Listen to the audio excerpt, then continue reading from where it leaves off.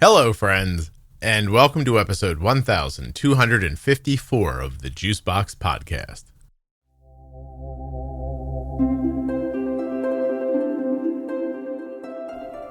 Today I'll be speaking with the mother of a type 1 who is also the wife of a type 1, and her husband's not great about taking care of himself, and she's worried it's going to rub off onto her child.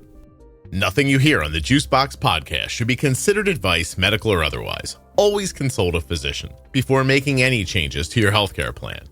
When you place your first order for AG1 with my link, you'll get 5 free travel packs and a free year's supply of vitamin D. Drink ag1.com/juicebox. Would you like to help people who have type 1 diabetes, maybe even yourself?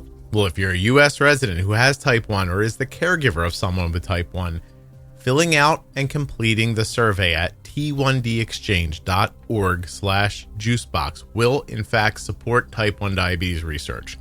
t1dexchange.org/juicebox. Complete that survey. You'll be helping.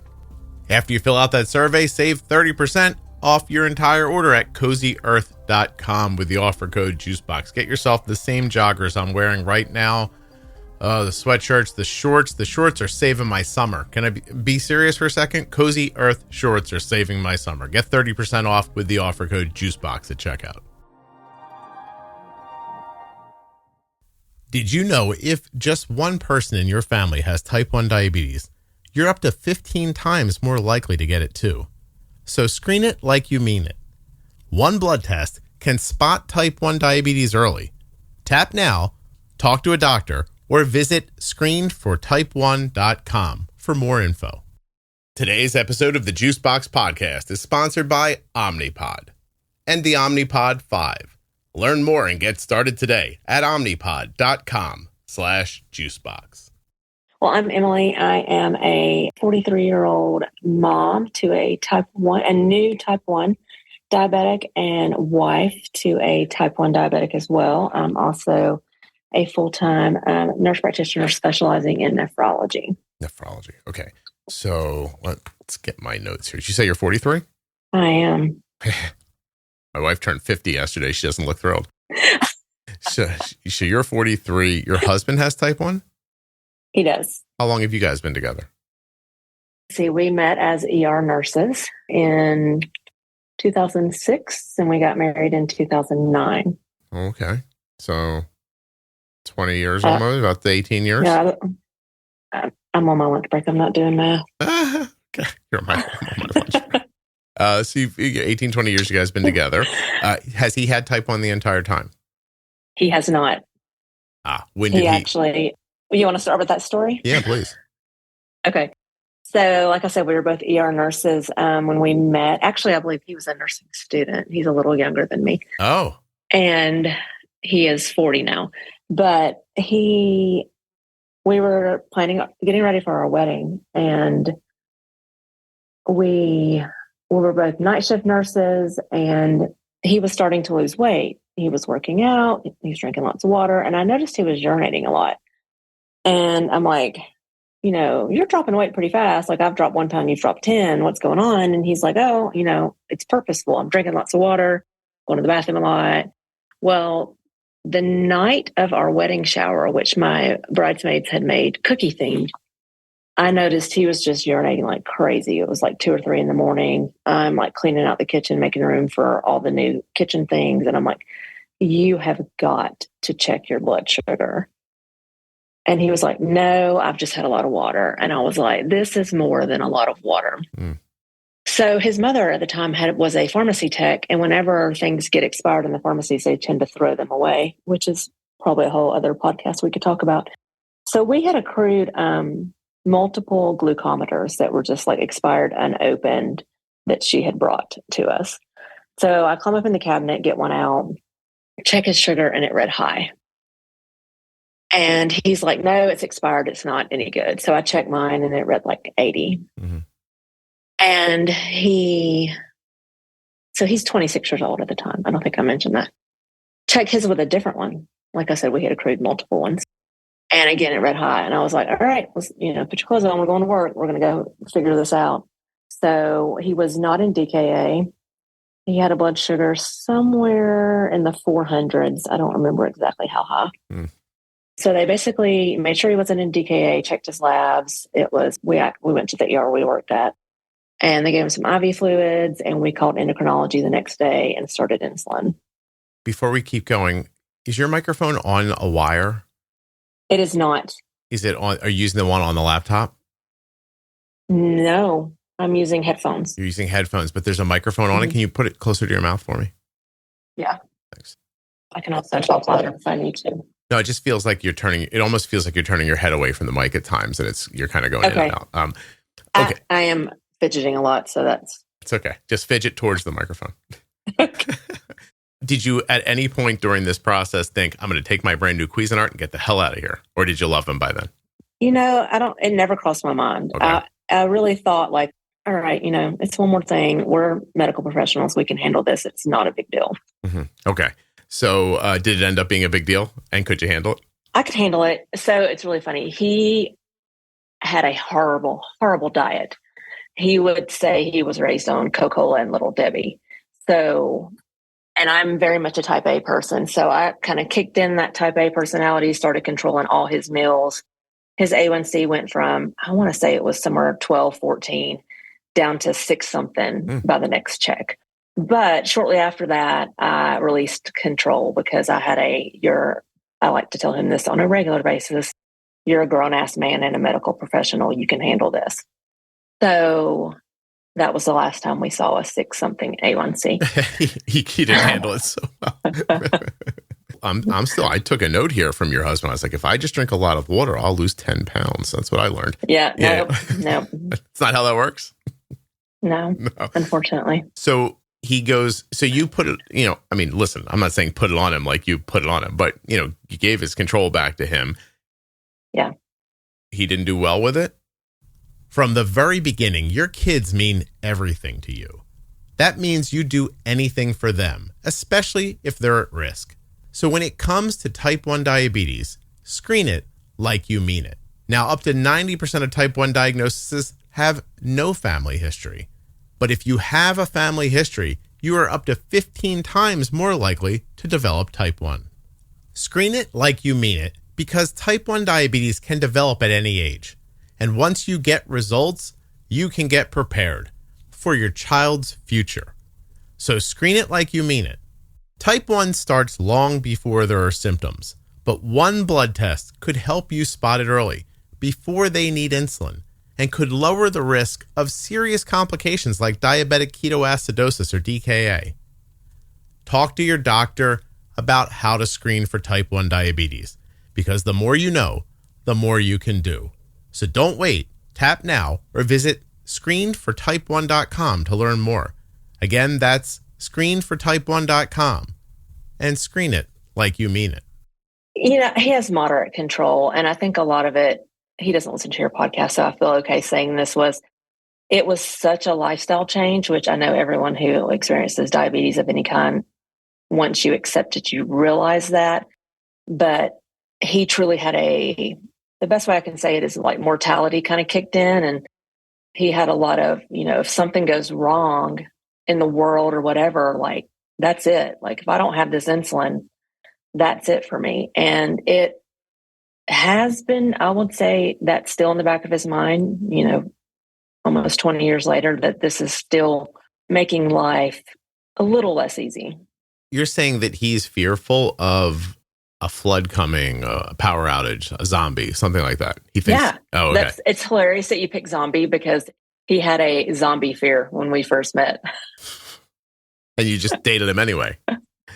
Yeah, why not? Yeah, it's just zombies. I don't know, Emily. We're going to start wondering about you in a couple of minutes if this story keeps going this way. No, that's interesting. Like that feeling, because I see people talking about it online all the time, like that fear of like, what if something happens? And I just recently said somewhere that my daughter and I had this conversation because she asked me at one point, what if something happens? Like, what if the world gets upside down? I was like, oh, you'll be dead pretty quick. And she, and she's like, what? And I was like, come on, right?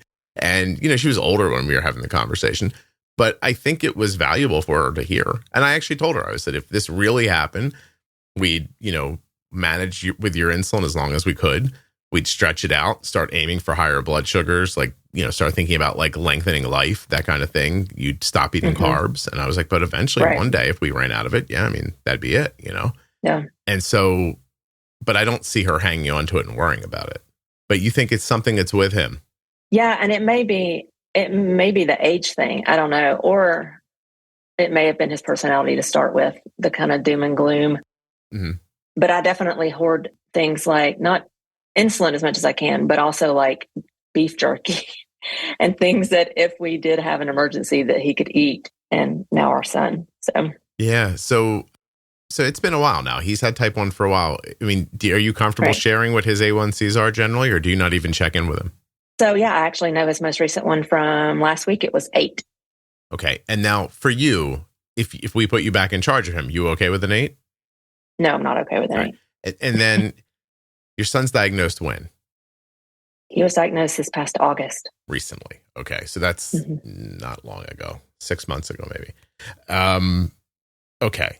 How old is your son? He is 8 now. He was 7 when he was diagnosed. Do you have any concern that your husband's going to impact him to an 8 A1C? A lot of people in my private Facebook group talk about their love for Omnipod 5. Have you seen those posts and thought, I wish I could have that experience with an insulin pump too? If you answered yes to that, you might be experiencing FOMO. FOMO? Yeah, you guys. You got me all twisted up on this one. I think it's FOMO. Fear of missing out on Omnipod? Yeah, it's FOMO. All right, I'll keep going. Symptoms of FOMO may include, but are not limited to, wishing you could wear outfits without pockets or dreaming about walking past doorknobs without getting your tubing caught. Maybe you've fantasized about jumping into a swimming pool without disconnecting from your insulin pump first. Good news. You don't have to suffer from FOMO any longer. You can see what you're missing by trying Omnipod 5 for yourself with my link, omnipod.com/juicebox. No longer should you have fear of missing out on Omnipod. Yes, it's a complete argument that we've actually brought up to his pediatric endocrinologist in the past, because we do argue about tight control versus the fear of low blood sugars. And apparently it's very common for type 1s who have experienced the roller coaster and the frequent lows to fear the low. And where me specializing in nephrology and knowing what it will do long-term to the kidneys, I want tight control, good, steady control. Yeah. And he is more willing to let the blood sugars get much higher for much longer than I am. And I wouldn't say it's a battle, but it definitely can bring about, we're still new to it with our son. So it can bring a lot of like, do we treat this? Do we watch this? What do we do for this? There's a lot more discussion than probably most parents actually have. Yeah. Well, that's really interesting. So the diagnosis of your son did not take your husband's perspective and change it. He just shifted it onto your son. So while you're out there going, I think we should maybe do better, he's saying, no, this is okay. Correct. How long do you think it'll take? Because your husband is embroiled in a psychological turmoil right now. Yeah. He will eventually get out of, but I will say that the most common thing that I hear from people is that I finally did better for myself for someone else. Mm-hmm. Like, right. For like, I love my wife, so I did better. I didn't want my kids to see this, so I did better. Like, that's what really commonly you hear from people. So you're just very new at it at the moment. Why did you find this podcast? Again, that type A personality. The minute he was diagnosed, I went online. I started Googling from TikToks, Instagrams. I just started following people left and right, type 1 moms, type 1 kids. Like, how can I make this better for him? Mm-hmm. And went on podcast because the pediatric hospital that we took him to was about an hour away. So immediately I started looking for podcasts just for the drive. Okay. And found it. I mean, what's your son's A1C? Can I ask? So he was 7.9, and there's a little story behind that, but he had the flu last month. So we had a lot of trouble keeping him down in December while he had the flu. How does he manage with MDI or a pump, and that's for both of them? He's MDI right now. My husband is Omnipod, but he has been MDI. My husband was MDI for a long time. He was on the original Omnipod And believe it or not, even as medical professionals, our insurance is pretty crappy. And the cost of Omnipod was, I think we still owe them money, to be perfectly honest. It was outrageous. I think we still owe them money. But does he have a CGM? He does right now. For a long time, he was on the Libre. We were paying like $75 a month for the Libre. Okay. And then now they're both on Dexcom 6s. So, do you guys work for the same hospital still? We do not. My nephrology practice is actually privately owned, and we are consultants at hospitals. And he currently is at a different hospital system for an urgent care in the same town. Wow. So you both are medical professionals, but your insurance doesn't cover, like, give you good coverage for devices? Correct. Oh, well, that's nice. That's a decision that your employer makes. Yeah. Yeah. Fascinating. Have you ever tried talking to them about it? So once I finally got my son, so my husband carries his own insurance, my son is on mine. We've recently cross-covered him on both of ours, but my son's CGM got covered completely once I fought the insurance company because they originally had denied it. Mm-hmm. But my husband was actually working for an emergency department and the coverage was horrible. That being said, I don't know how much work I don't think he put any work into calling the company and getting the prior authorizations and things that probably should have been done that I did the minute I got the denial. So a lot of that I put on him. I don't know how much is what the insurance problem is versus what just the little lack of work. He's a do as I say, not as I do example. I was going to say he's a do as I say. Oh. Well, if you would tell him, he would do it, by the way, but you stopped telling him. Yeah, I think I've told him more than once. And, back to the you're a grown-ass man situation. So listen, I'm letting it go that you robbed the cradle here, Emily. I'm seeing what's happening here. You guys have just the one kid or are there others? No, we have an 11-year-old daughter. Oh, okay. So is that autoimmune running your husband's side of the family? He has a cousin who was type 1. I do not know of any other family members with autoimmune problems whatsoever. Now, I have celiac. Okay. And multiple family members also are celiac. And actually, when we were pregnant with our oldest, he had asked the OBGYN, what are the risks of our child having type 1? And she said that since I was not a type 1, it was a low risk. No. How about that? Yeah. Maybe what she meant was, oh, you already had sex and made a baby. Why are we talking about this? Yeah. Yeah. Too late now. Too late now. Exactly.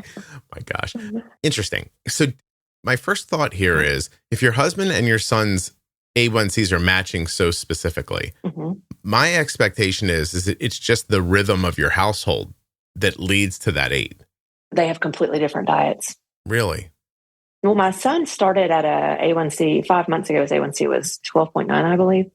Oh, it's still coming down. It's still coming down. And his endocrinologist doesn't want us tightly controlled yet, much to my dismay. Does he think he's honeymooning? Yes, he is honeymooning. Okay, fair enough. But but listen, between you and me, Emily, a 7-9, you just turn up the basal a little bit, maybe it'll be a 7. So he does have a very weird insulin. I don't know. It's not a reaction, but I'll go into it in a minute. But it's weird. So I play with his insulin a lot. I know his endocrinologist is probably like, oh, her again. But I adjust it based on what he's doing on a regular basis. Good. For sure. The algorithms are adjusting constantly. Yeah. Constantly. I mean, from a basis of a starting point of a good setting, of course, but they're still adjusting up and down all the time. It's almost never ending. So, to say, my experience raising Arden on MDI and then just the pump and then eventually a CGM became a thing. Like, it's not like I got it finally. It's like it came into existence. And then, we started doing that. And then it took me a while after I had a CGM to look at what was happening and make sense of what was going on. But, even once that was all together, you're still, there's a pretty big aspect of the Pro Tip series where I talk about temp basaling up and down and, bumping and nudging, because all I was really doing back then was I was being my own algorithm. I was taking it away. I've listened to all those. Yeah, right. That's all you're doing. So now I watch the algorithm do it. I'm like, sucker, let him do that. Not me. Yeah. That him is a little app on our phone, Right. it sounds like you'll get there. But my question is, how long are you going to not say anything once hubby starts saying stuff that goes against what you want to do for your kid? That's going to be a bad day. So I won't. Let me think of an example. You're going to hold it in and go axe throwing? What is it you're going to do, Emily? Because it's going to happen. Like, you're going to titrate his A1C down, right? And it's going to get into the sixes. And then you're going to know the work that goes into that. And then one day there's going to be a rise in a blood sugar. And you're going to say, how come you didn't bolus? And he's going to say, he's fine. And then you're going to go, whoa. And that's going to be the end of it. Then fists are going to, not fists. You probably won't hit anybody. You seem like a nice lady. But like words, at least, or upsetness. Right. Like, it's like, I want to get ahead of this for you is what I'm saying. Well, okay. So it's already happened. So, sorry. Okay. I don't even know how long ago this was. It was maybe October, November. So he was diagnosed in August. So I had actually slipped away. My husband, I believe, was at work. And I had gone off to do something. And my daughter comes up to me and she says, Ben's alarm is going off. And he keeps ignoring it and saying it's fine. And so we have taught her kind of everything that she needs to know to help out. She's very bright and very helpful, firstborn. So she knows what to do in an emergency. She knows, what an alarm is, like she just knows everything that she needs to know at 11 years old. So I came out of my room and I was like, what's going on, bud? And he was like, it's hot. It's no big deal. It'll come back down. And I was like, how high? Like, what do you mean it's high? And I snatched my phone up and it was high 200s heading to 300 arrow up. And I was like, okay, so what did you eat? Why did you eat without insulin? And what do you mean it's fine? And he said, well, Dad says it's fine. He does this. It's not a big deal.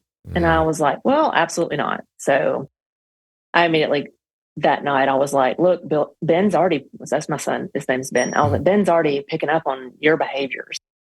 So you're going to have to change them or this is going to be a much bigger battle. Yeah. I don't think he's going to enjoy living in the garage at all. But if I was him, I'd shift now. Yeah. Jeez. It's just all I could think of when you were talking about it. I was like, this is where this is going to go. And someone's going to win and my money's on you. So. Yeah. So my husband's A1C, he doesn't need, for all the diabetics listening, do not take this as advice whatsoever. He works 12-hour shifts and frequently drinks coffee and does not eat at all in a 12-hour shift. He says his blood sugars are better when he fasts, but then he binges once he gets off work late in the evening. Mm-hmm. And that is why his control is poor, in my opinion. If he would schedule regular meals and have a routine, because he doesn't work every day, so that's not a routine, I think the control is much easier. Is he pre-bolusing his meals? Not in the way that you think of it. I don't think he pre-boluses anything because he doesn't plan. Because usually by the time he gets home, we're all asleep, even though it's 8:30, 9 o'clock at night. But, he may go by Chipotle and get a burrito bowl or something. And then he'll sit down and he may give himself a few units and kind of see what happens. But then he'll get up and get chips and salsa or something like that. And then he'll give himself a few more units while he's eating that. And then I'll get up at 4 o'clock in the morning and I will hear his Dexcom going off on his phone almost every morning, alarming. And I'll be like, is it high or is it low? And it's 95% of the time it's high. So take out for a minute that I'm assuming you love him and that, that you care for him and all that stuff. And you don't want there to be a bad influence for your kid. Go into your training though, as a in nephrology. Like, are you not worried every time it happens? Is it not eating you up inside? So I actually brought home a urine jug in the fall, or maybe it was late summer. And I was like, I don't know if you know this, but you probably do, but protein in the urine shows up a lot of times as bubbles. I had noticed bubbles in the toilet, and I actually think it was coming from our son, not him, because it was pre-diagnosis. But I said, there's bubbles in the urine, and I want you to do a 24-hour urine before you're one of my patients. He ended up not doing a 24-hour urine, completely ignoring me, and I got mad and threw it in the trash. Yes, I watch his labs. I watch his kidney labs very closely, and I try to explain to him, as I do all of my patients, that sugar is damaging. Even at good control, you're going to have some damage from the ups and downs. And it's delayed. That lab result that we're looking for is behind the ball by the time it's telling us something's wrong. But he pretty much is like, my labs are fine. It's not a big deal. My labs are fine. And I'm like, today they are. I heard a person recently say they wanted to get in on top of their health. This person does not have diabetes, but they are significantly overweight, like twice probably what their body should be carrying. They were like, I'm going to get on top of this. And they went to the doctor and came back and said, my labs are great. I was like, I don't know that matters. Like your weight, you weigh over 400 pounds. Like, I don't care if your labs are okay. Like, and they took that as my labs are okay. I don't need to do anything. And that was the end of it.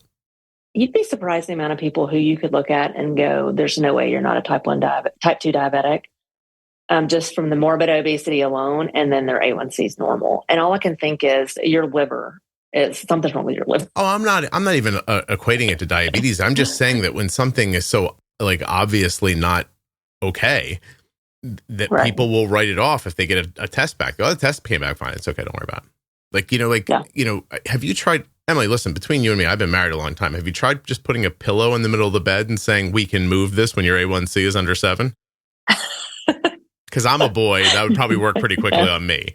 You know what I mean? So honestly, I think you're overthinking the whole thing. That's hilarious. Yeah. It's hilarious. I did want to tell this story of how my son's diagnosis came to be, if you have time for that too. Please, I'd love to. So my son was a little overweight at 7 years old. He loves Legos and hates to sweat. We always say he has a whole lot of lazy in him. And so actually last April, and I will say we are very pro-vaccine in our family, so my kids are always vaccinated. But last April, he had gotten the flu, and he got flu B. And he was sick for about 2 weeks and dropped about 15 pounds at that time. But he wasn't eating, and he was really overweight. And so we didn't think a whole lot about it. He looked healthy with losing 15 pounds. And over the summer, I said, this is enough. And so every morning before I left for work, I would make them come outside and go for a half-mile walk to start their day at 7:30 in the morning. Nice. And so he dropped about 10 more pounds during the summer. A lot of people commented, oh, he looks like a new kid. He's lost so much weight. And we're like, yeah, I mean, he was sick. He lost weight. The weight loss stopped. We got had him walking all summer. Yeah. I mean, he's lost weight. He's normal now. And he got to where he was eating nonstop. I mean, like more than my husband. And I was like, son, you're eating more than a grown man. Like, I think you've had enough. And this was right about the time school started back in August. And he's like, but I'm just so hungry. And he was starting to sneak food. And he was drinking, I would say he was drinking a lot, but he and I both typically drink a lot of water. So I didn't really think much about it because it didn't seem excessive necessarily. And so my husband and I had actually met. I had a little break in my schedule similar to today, and we met for a walk. And it was on a Thursday, and I had said, Ben's circles under his eyes, which he's always kind of had, seem a little darker. And he said, yeah, what are you concerned about? And to say I have anxiety is to minimize the problem. But I said, what if it's leukemia? And he was like, why do you always go straight to leukemia? And I said, I don't know. He's just gotten so thin and he's got these circles. Well, we said, we'll give it a few more days and see how the week plays out. So Friday morning, he got up and he had wet the bed, which was unusual. And he kind of just said, like, my husband said in passing, oh, Ben, wet the bed last night. And I was like, oh, that's weird. So Saturday morning, Ben gets up early as I do. So about 6 a.m., he said, you want to get up with me? And I said, yeah. So we got up. And he said, can you get me a glass of water and a bowl of cereal? And I was, glass of water with cereal? That's weird. So I said, sure. And he had eaten Cinnamon Toast Crunch, which is, lovely. And then he said, by the way, I wet the bed again last night. Dad put a blanket over it. Can you wash my blanket? And immediately I went and woke my husband up and I said, we have to check his sugar. And he was like, what are you talking about? And I was like, he's wet the bed twice. That's not normal. And he just asked me for water. So we checked it. It was about 450. I immediately started sobbing. Yeah. Because I said, he's not my blood type. He can't have my kidneys if he needs them. That's where you went to right away? Immediately. I said, Nora's my blood type. That's our daughter. He's not. He's your blood type, and y'all can't share kidneys. What are we going to do? And so we just got him dressed, and my husband took him to the children's hospital an hour away in Atlanta. And I took my daughter to volleyball practice and then came home, packed bags. And by then he took him to the hospital. He was in a mild DKA. He ended up on an insulin drip for about 4 hours. That was a Saturday afternoon. We were able to get all of our diabetes education, convince them we knew what we were doing, and leave by Sunday afternoon. We assume it was triggered by the flu. My husband, we don't know exactly what his trigger was, unless it was just the stress of getting married. But it was very overwhelming. Yeah. For everybody, for you specifically? Probably for me specifically. Well, we handled it differently. I immediately went to, oh God, how can I keep him off dialysis? And my husband went to a different place of, this is my fault. Mm-hmm. So we actually did the trial net testing, my daughter and I, at one of the juvenile diabetes walks. And because, like I said, I jumped all in. So I got a team going. We went and did all that. And she and I are both negative for antibodies. So even my son recently got mad at my husband and said, "This is your fault. You gave me this diabetes." Oh, that sucks. I feel bad for your husband. That's terrible. Yeah. It's horrible. Do you guys have any thyroid in the family? Multiple women in my family.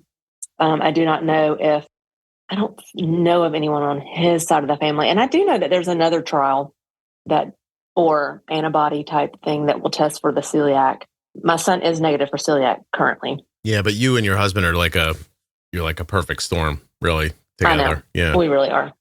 Yes, my mother had Graves' disease. My grandmother has Hashimoto's. So it's something that I'm keeping an eye on. I'm not convinced my daughter is not celiac now, but she does not feel the need to be tested and does not feel like it's important enough to her right now. So I'm letting her enjoy easy carbs. I can hear all the celiac people yelling silent celiac at their iPhones right now, or Spotify apps. I mean, it took me many years to convince a doctor what was wrong with me with celiac. So I'm prepared to battle for her when the time comes. Gosh. Well, so I don't know where to go from here. Wait, I do know where to go from here. I'm sorry. I apologize. You are having a really interesting but not uncommon experience. And I know this because I've spoken to a lot of nurses children have been diagnosed or have been diagnosed themselves or had a spouse done, what have you.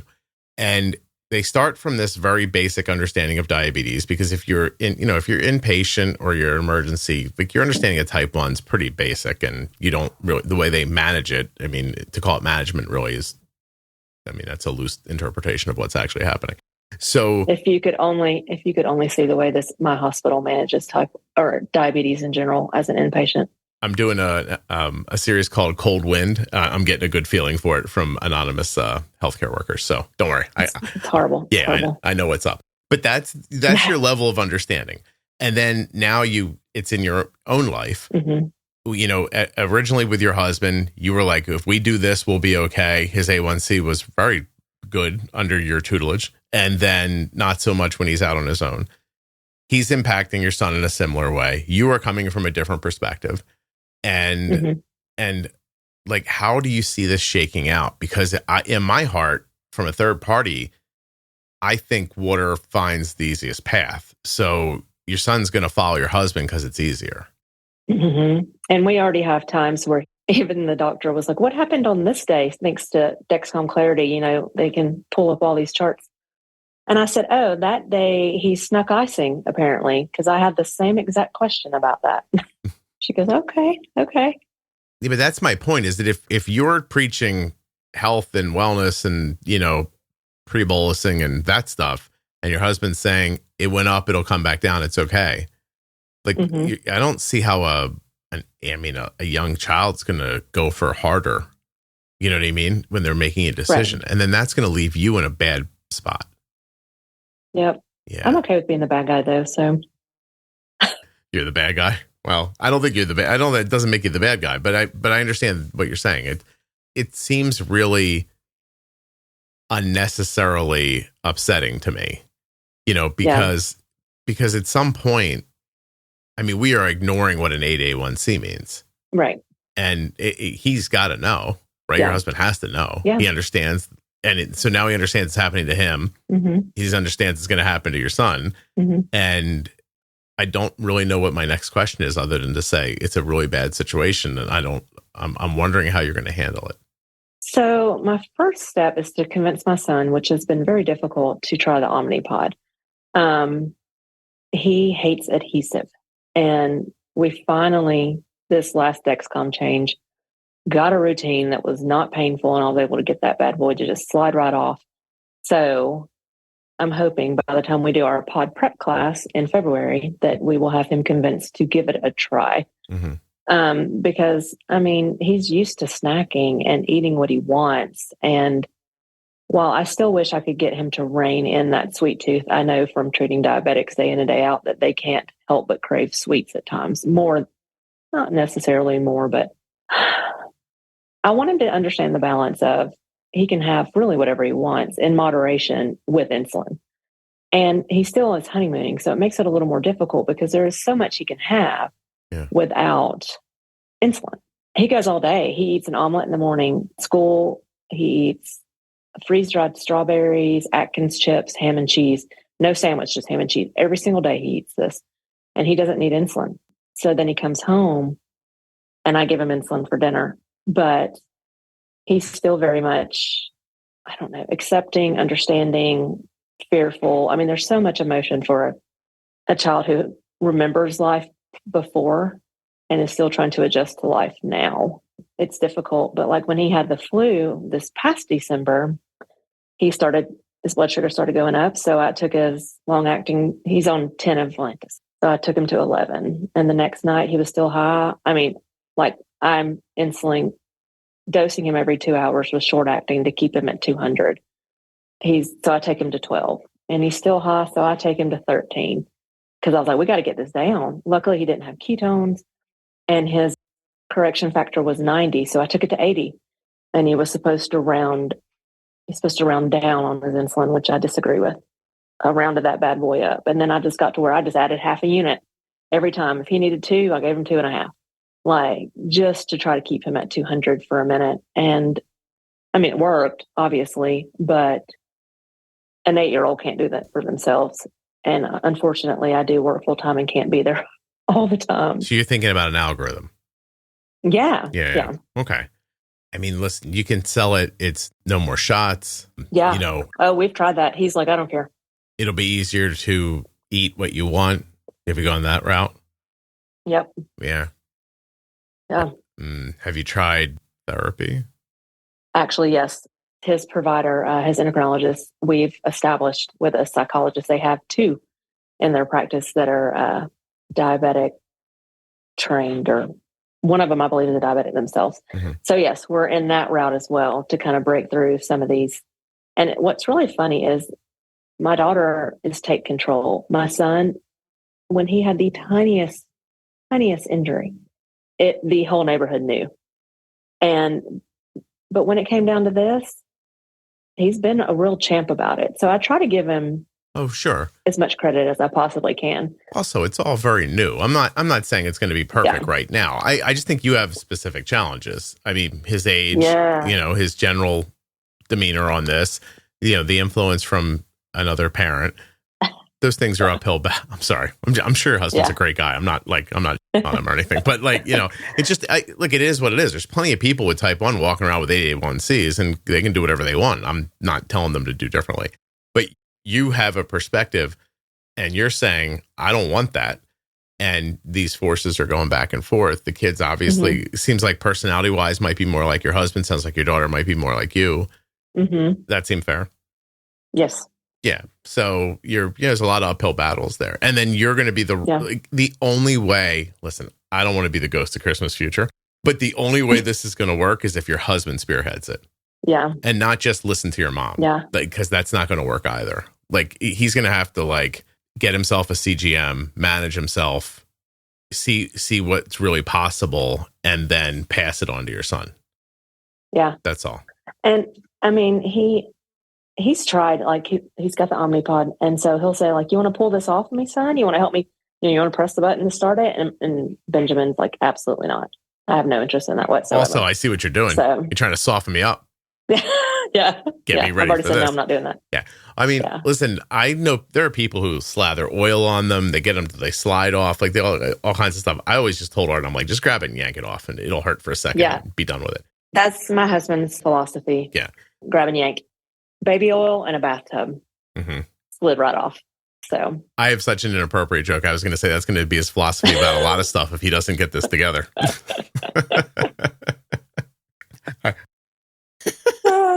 Sorry. That's hilarious. Yeah, I don't know. Like you're in a really weird position. And I don't know that it won't come together. Actually, may I be honest? It probably will. Yeah. What I think will happen is that some time's going to pass and your husband's going to have his come to Jesus moment. And then he's going to right himself and he's going to do it for your son. And then he's going to drag everybody along with him. And that's what's going to happen. I think you're in the middle of two different adjustment periods right now. I think you're in the middle of your son's diagnosis from his perspective, and he's not looking to be, wearing a bunch of stuff right now. Right. And you're looking at your husband going to have to get past the guilt and then get on to the being a parent part. Yeah. And he's going to end up saving himself by mistake while he's saving your son. Yeah. That would be wonderful, wouldn't it? It's what I see happen all the time with people. It's very common. It's something human that, it just happens over and over again. People just don't do things for themselves. I don't understand it, actually. Like, look at you. You're running around for your kids. Your husband's your husband's like, I know what to do. I wouldn't say we had an unhealthy lifestyle, but we didn't have the most healthy lifestyle until COVID hit. He was actually working in the emergency department at that time. I was in nephrology, and I was like, well, I'm not going out like that. So I immediately quit drinking wine as a coping mechanism and started exercising. And I was like, I've got to be a good example for the kids. I've got to be healthy. We're not dying working in a pandemic. This is ridiculous. And so they see that and they can appreciate that, but it's really weird. They don't do it for themselves. Yeah. So it's a battle. Would you catch a glimpse of yourself in the cabinet door with a glass of wine at 3:00 in the afternoon during COVID? And you're like, uh-oh. Yeah. I was like, well, what I tell everyone was I drank the first month away. And when that didn't solve any problems, I decided to try something else. So. I don't remember March of 2020. Oh, that's something.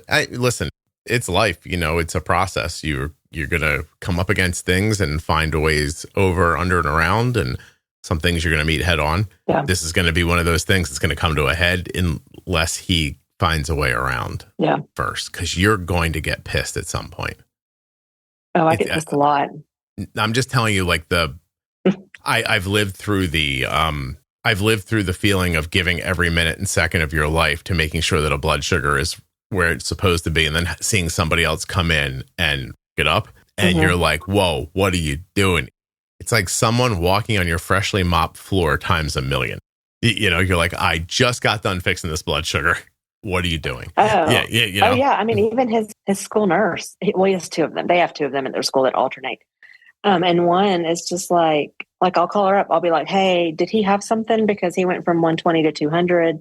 Like, what's going on? And she'll be like, oh, he wanted a dum-dum sucker and I just couldn't say no. And I'm like, cool. But who said that? Pure sugar. And who couldn't say no? I'm sorry. The school nurse. A school nurse? What do you mean? Or they'll call me and go, hey, he's 200, but he's about to get on the bus. So do you just want to fix this when you get home? And I'll be like, I mean, is he 200 going up? Is he 200? I mean, how long's the bus ride? Yeah. Yeah. I mean, where are we at here? And so they worry about, and honestly, in his elementary school, which is quite a small elementary school, there are 4 or 5 type 1 kids right now. So, and he's the most recent one. So it's not new for them. And the nurse who's very lenient is actually a very well established. She was an emergency department nurse. She was a flight nurse. She's got a lot of experience. I don't know why she doesn't want to treat his blood sugars. Yeah. Or why she's unable to say no to a lollipop. Yeah. I find them in his book bag a lot. He brings them home a lot. I will say that. From her. From the sugar pusher, the school nurse. And I hate it. I mean, he's in 2nd grade, so they reward the kids with candy so often, and it's things you don't think about until it becomes a problem. So, once a week coming home with a sucker, not a big deal. Earning a Skittle every so often for getting a correct answer, not a big deal. When they're diabetic and they earn 5 Skittles, it can be a big deal. So, Emily, I'm going to say that I could probably find a couple of psychologists and line them up and tell you that rewarding children with candy is probably not a good idea. It's, oh yeah. And they do it though. And I've always said, like, you don't need a Starburst. Like, I don't understand. Get a sticker. Yeah. Can't they have a sticker? Or I don't know. How about a good grade? Yeah. How about an A? Let's just go with that. They used to give us pluses and minuses, and then we could trade them for things. We had a little currency. Okay, you build up 100 pluses, you could buy a half a letter grade on a thing or something like that. You know what I mean? Like, yeah. I'm just picturing your children's educators lobbing Skittles at them when they're getting math problems. Right, 1 + 1 is what? 2. Oh, right. Here you go. Let's see if we can get it in your mouth. Yeah, it's pretty close. Oh, Jesus. You know what? Yeah. I can't tell you that this conversation has left me very upset and I feel very hopeless. I feel very hopeless. I keep searching for like the bright light here, but you're not up to it yet. So, and it's not completely up to you. It's not. So, oh, wow. Well, here, tell your husband this. When my daughter was diagnosed, her endocrinologist pulled us aside after like it'd be like our second visit. And she shooed our kids out of the room and told us that she goes, hey, you two, the instance of divorce is 1 and 2, but when you have a chronically ill child, it goes to 2 and 3. And I was like, right on, thanks. Right. Yeah. And she said, you guys should probably go to therapy. And then like she kicked us out of the room. It's going to be one of those things, like your mama bear thing's it's not going to go away. Yeah. Yeah. I had it. It's hard to get rid of. I've said some terrible things to my wife when she's gotten in the way of me managing Arden's blood sugar in the past. So especially after you've been at it for a full day with my daughter was 2 when she was diagnosed. I couldn't imagine. Yeah. And you got everything rolling along and then somebody comes in the door with like a sack full of crappy food and you're like, what in the are you doing? Like I just got this together. Like I spent my whole day getting this blood sugar stable. Like I didn't know what I was doing back then, so there's a whole day's worth of effort. And then, somebody just walks in, they're like, hey, it's me. I'm the shitty food fairy. And you're like, no, I can't. Yeah. Don't. And then they feel bad. Like they're not doing it on purpose. You know what I mean? Like, so this doesn't happen anymore around here. But like I'm saying in the past, a long time ago, I know how much anxiety and turmoil it brings up. So I wish you luck. It sucks. And are you doing this on your lunch break for me? I am. Yeah. Thank you. Actually, I usually have a pretty long lunch break because I do dialysis rounds on my lunch breaks. Oh, geez. How did you get into this line of work, by the way? I was an ER nurse for 12 years, and then I was a hospitalist for a couple of years as a nurse practitioner, and I got recruited by the nephrology group from the hospitalist work. Do you like it? Do you find it rewarding? I do. I always swore as an ER nurse that I would never work with dialysis patients, but never say never. So I actually enjoy it a lot. I'm glad. I guess you get to know people too, right? Because you do. Yeah, they repeat. Do people home dialysis? Is that if I can ask a couple questions about it? Yeah. Is it the same? Are you getting the same bang for your buck as you are if you go into a dialysis center? It's actually better. You can do it more often for less time. We can not control things a little bit better, but you have less of the roller coaster of building up of toxins, pulling them all out, building them up, pulling them out. So home dialysis is actually the best option. And there's actually a huge push for it right now. But, just like with any other chronic medical condition, patients are scared to do things by themselves. Yeah. So getting over that hump is difficult. Once you're on dialysis, is there a average amount of time you can make it without a new kidney, or could it go on forever, or does it vary? I have some patients who have been on dialysis for more than 20 years who will not get a kidney. They don't qualify for a transplant, or who, had a kidney, it lasted 10 years and they've been on dialysis for 20 years. But then we've had some transplants who've lasted. I had an older lady, she was in her 90s. And I want to say her transplant had lasted over 30 years. Wow. Yeah. So, but it just takes diligence, just like anything else, taking those meds, getting those follow-ups, doing what you're told to do. And that's hard for so many people. Yeah, it's not just diabetes or in other states. It's just Right. getting people to do things repetitiously is tough. Yeah. And isn't it true that once they start feeling better, they forget about the thing that made them feel better? Yeah. Yeah. You ever notice that? Yeah. And so many of them will say like, well, I didn't feel good today, so I didn't come to dialysis. And I'm like, but why do you think that would make you feel better? Yeah. You didn't feel good today because you needed to come to dialysis. Yeah. I'm like, if you were sick, GI related things, for instance, I can provide IV fluids and Zofran and things like that with dialysis. Like, that can help you out. I mean, if you can't get off the toilet, then I can't help you there. But there are a lot of things I can help with, or I can at least come look at you and say, all right, yes, here's what we can fix about this. Sitting at home, I can't do any of that. So, but convincing people of that is so very difficult. It usually takes me, I tell everybody, I need you to give me 6 months because you're going to feel worse before you feel better. Your body has to adjust to this. Mm-hmm. Usually, and it's always a battle. I always tell people I'm not going to put you on it or encourage you to do it unless I have to. Everybody who gets dialysis, they end up with a fistula, right? Like a port somewhere?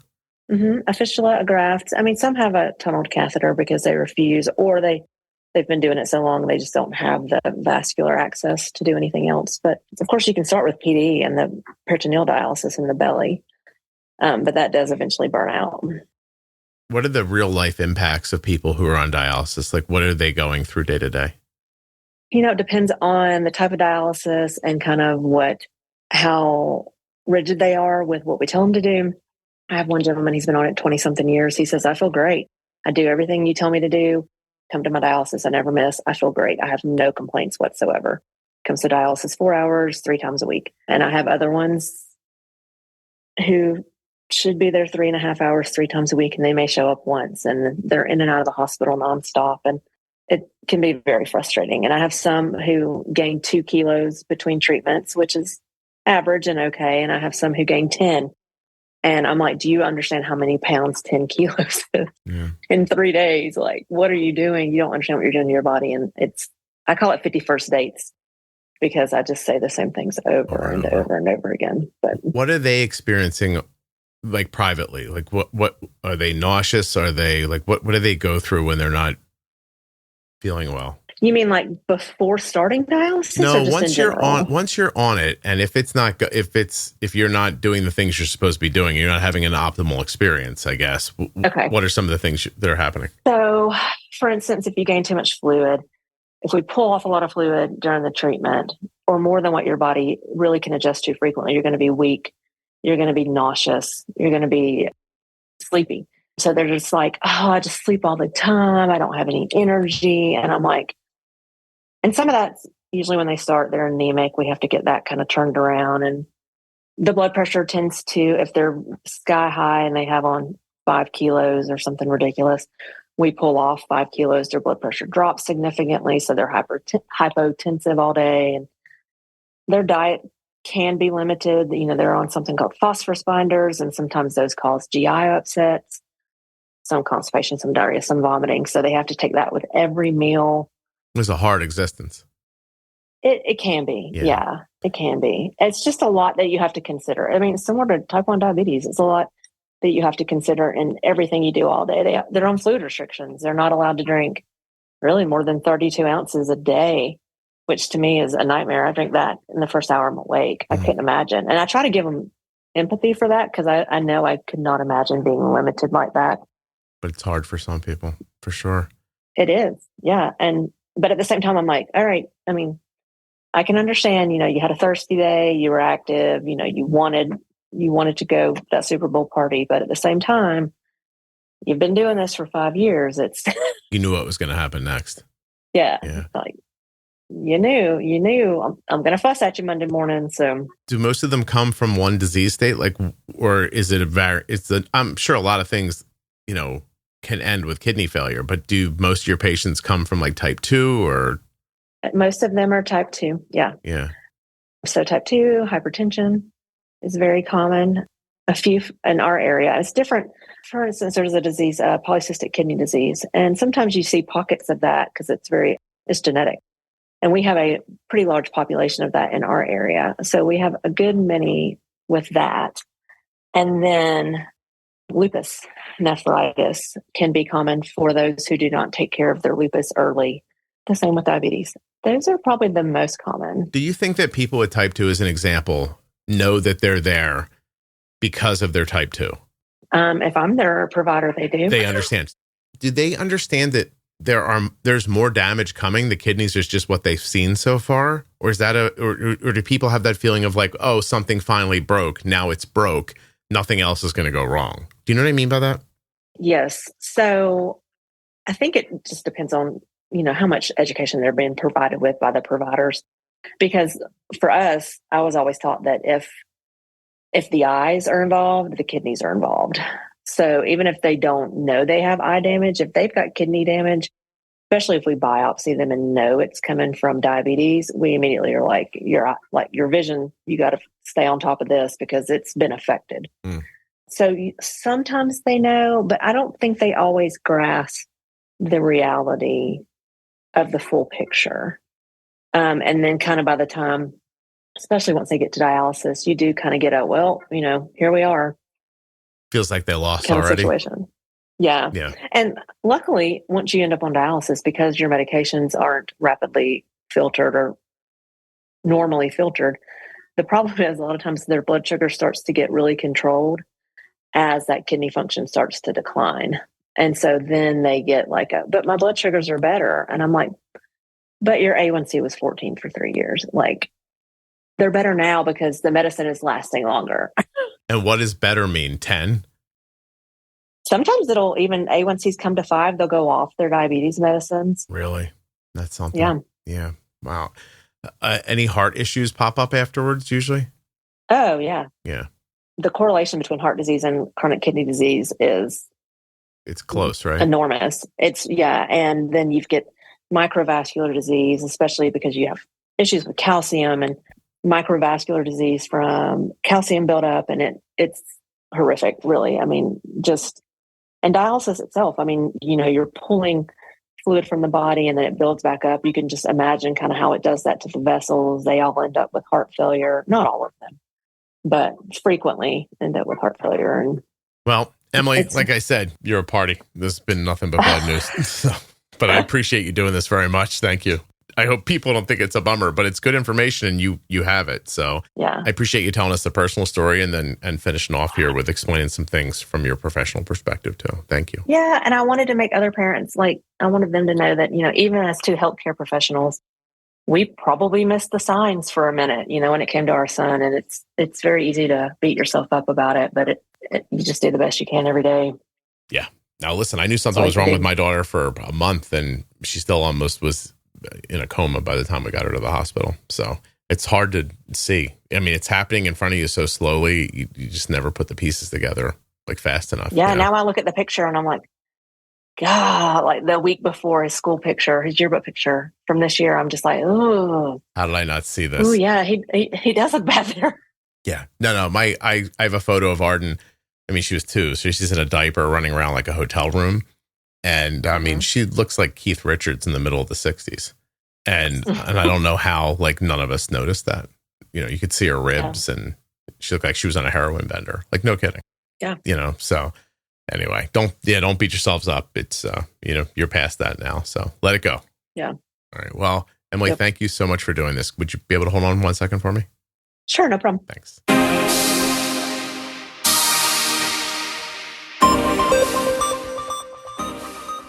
Your kids mean everything to you, and you'd do anything for them, especially if they're at risk.